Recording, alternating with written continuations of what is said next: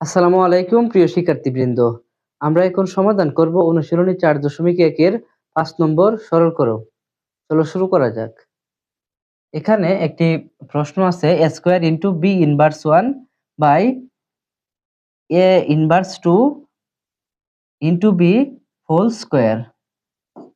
এখন শুরুতেই আমরা এখানে a স্কয়ার আছে, এই a স্কয়ার লিখব ইনটু b ইনভার্স 1 এর জন্য আমরা এখানে একটু কাজ করব যে b ইনভার্স 1 আমরা যদি এই b কে a ধরি, b কে যদি a ধরি আর এই যে মাইনাস 1 কে যদি আমরা m ধরি, 1 কে যদি আমরা m ধরি তাহলে এখানে b ইনভার্স 1 হচ্ছে এটি a ইনভার্স m, অর্থাৎ a to the power minus m হচ্ছে।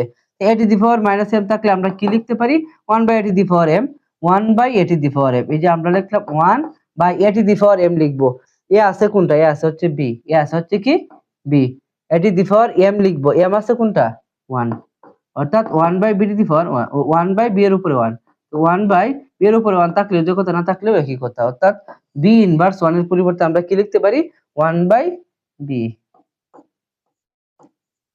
এরপর এই a ইনভার্স 2 আছে, a ইনভার্স 2, a ইনভার্স 2 আমরা a তো এখানে আছে, এই a কে এই ধরবো আর 2 কে ধরবো m, তাহলে এখানেও কি আছে a to the power minus m, a to the power minus m। আমরা কি লিখবো 1 by a to the power m, 1 by a to the power m। এই যে a to the power m আছে কত 2, এই যে a square 1 by square, 1 by কি লিখবো a স্কয়ার, এই যে 1 বাই a স্কয়ার। এরপরে ইনটু এখানে আছে কি b, এই যে b দিলাম।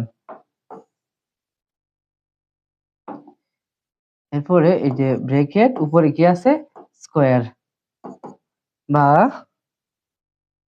a স্কয়ার 1 এর সাথে গুণ হয়ে a স্কয়ার কে a স্কয়ার, আর নিচে b আছে, এই যে b দিলাম। এরপরে এই যে টান দিলাম, b 1 এর সাথে গুণ করলে হবে b, আর নিচে আছে কি a স্কয়ার, আর এই যে ব্র্যাকেট দিলাম উপরে স্কয়ার। এরপরে এই a square b, a square by b আছে না, আমরা a স্কয়ার বাই b লিখলাম, আর ভাগটা যদি আমি গুণ দিই তাহলে এই স্কয়ার উপরে চলে যাবে আর b নিচে চলে আসবে, স্কয়ার উপরে চলে গেল আর b নিচে চলে আসলো। এই যে ব্র্যাকেট উপরে কি দিলাম স্কয়ার দিলাম। এখন স্কয়ার আর স্কয়ার গুণ করলে হচ্ছে a টু দি পাওয়ার 4, আর b গুণ করলে হবে b স্কয়ার, আর উপরে আছে স্কয়ার। এখন এই স্কয়ার যদি a টু দি পাওয়ার 4 এর উপরে আসে তাহলে এরকম হবে যে a to the power 4 square, আর এই স্কয়ার যদি b স্কয়ারের উপরে আসে তাহলে যে b স্কয়ারের উপরে স্কয়ার হবে। তো a to the power a 4 আর 2 গুণ করলে হবে 8, আর b 2 আর 2 গুণ করলে হবে 4। এটাই आंसर। আশা করি সবাই এই সরল করো সমাধানটি বুঝতে পেরেছো।